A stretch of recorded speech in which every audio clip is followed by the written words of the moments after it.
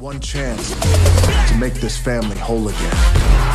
Hello everybody and welcome to a brand new Sean Talks Movies Top 10 video. This week we're taking a look at the top 10 pictured cars from movie history. With the latest installment of the Fast and the Furious franchise coming out this weekend, that's called The Fate of the Furious. I thought it'd be fun to count down some of my favorite cars from the annals of film history, so we're going to jump right in and we'll work our way through a pretty eclectic list, but why don't we just jump right in so you guys can see what I got.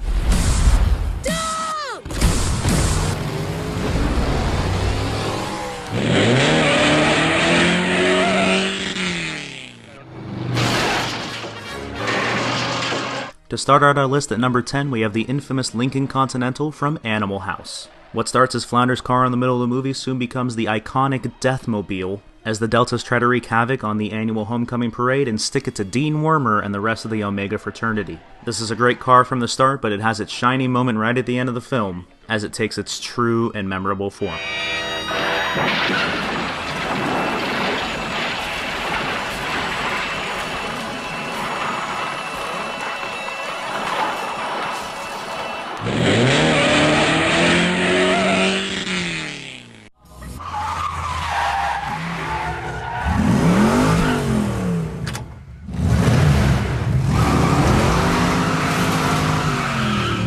The ninth car on our list is technically two cars because I couldn't decide between the two, but they both stem from the same movie, Quentin Tarantino's Death Proof. In the movie, Kurt Russell's stuntman Mike drives two different cars, a Chevy Nova and then a Dodge Charger, both of which are iconic in my mind and I couldn't choose between the two, so in a way we have a tie from the same movie for this one, but this throwback to an old-style exploitation movie definitely works well, and it's one of the most pure movies Tarantino has ever done, and part of the reason it works is because of the stunt work done with the cars, and that's why both of these make their way onto this list.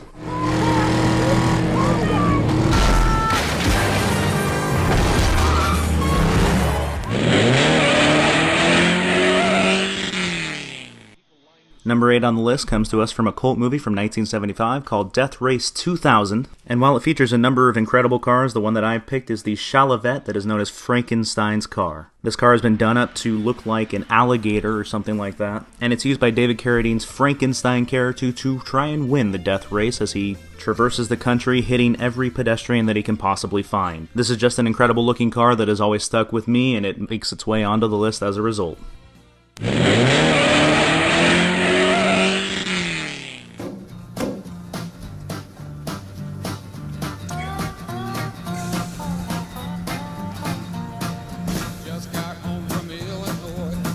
I'm so excited about the 7th car on the list, I'm going to sing a little bit. It's do, do, do, it's the dude's Ford Gran Torino. That's exactly where I'm going with this one here. And if you're not getting the reference to the song and the scene, then you are not really a fan of the Big Lebowski, because that is one of the best cars I've seen, and it's definitely one that continues to make its presence known throughout the course of the movie. He definitely has a love for that machine, and even though it gets bashed and broken here and there, it mostly holds together by a string just like the dude throughout the course of the film. So let's all raise a White Russian to his dudeness and his crappy little Ford.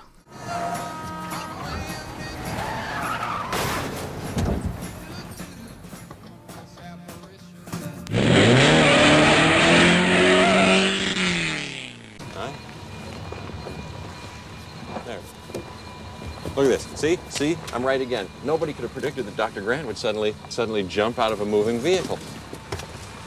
Alan? There's another example.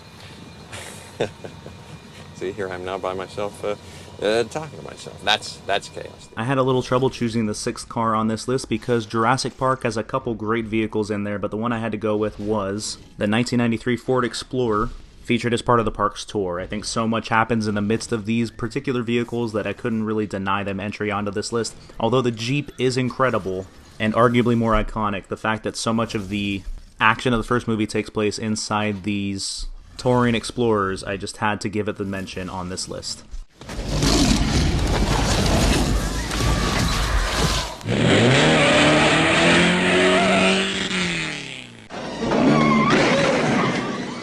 That's better. I can't believe they locked me up for driving on a sidewalk. Come on, Eddie, get in! Number 5 features the only car on the list that can actually speak, and it's not Knight Rider, it's Benny from Who Framed Roger Rabbit. The animators did a great job of embodying the idea of a taxi man and creating him into Benny the Cab, and he serves to be a great counterpart to Roger and Eddie as things start to hit the fan. And if you're looking for a car that can throw in a few comedic laughs, you're not going to find anything better than Benny who holds his own against the rest of the cast, and that is truly saying something spectacular for a movie like Who Framed Roger Rabbit. I'm gonna ram him. What the?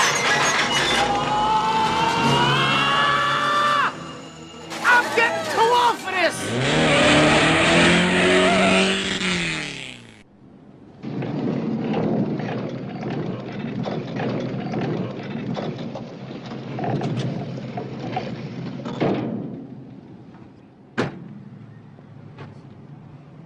Cue the Peter Gunn theme because the Bluesmobile rolls in at number 4. This 1974 Dodge Monaco is a converted cop car within the constructs of the movie, and it gains its fame and infamy from the multiple chases in which it takes part. From the mall chase in the middle of the movie, to its ability to outrun some of the hordes of cops at the end, the Bluesmobile almost becomes the third Blues brother, as it becomes so integral to Jake and Elwood's success.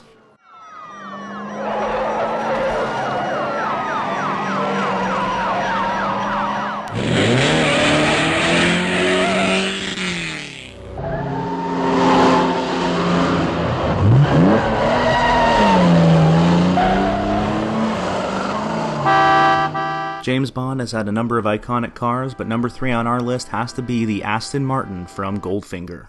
Aside from being a sleek and elegant car, it's also outfitted with a number of gadgets and gizmos to make it the iconic spy car that it has become known as today.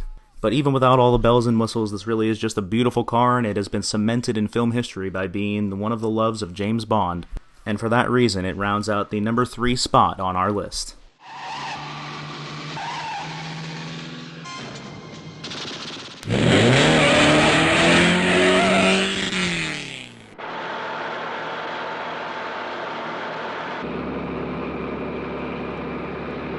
A lot of people love Steven Spielberg, but most people forget about his first movie, Duel. The movie features a murderous truck driver chasing after a run-of-the-mill businessman. We only ever see this 55 Peterbilt 281 as it chases its unsuspecting victim, and we can already see some of the incredible directorial tricks that Spielberg would use years later for Jaws, as this beastly menace slowly tries to run this innocent man off the road. Before we get to our number 1, why don't we take a look at some of the favorites from the Sean Talks Movies fandom.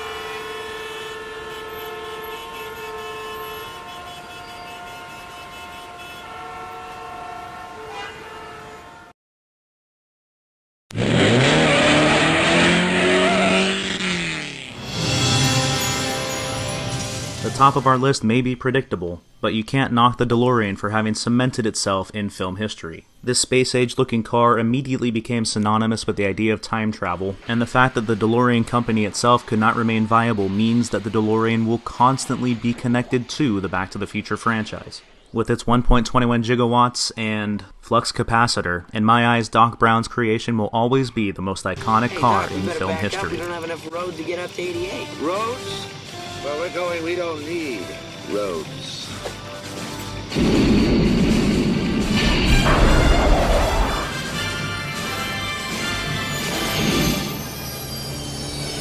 That's going to take us to the end of our top 10. Let's take one final look at the movies I think are the 10 best from film history.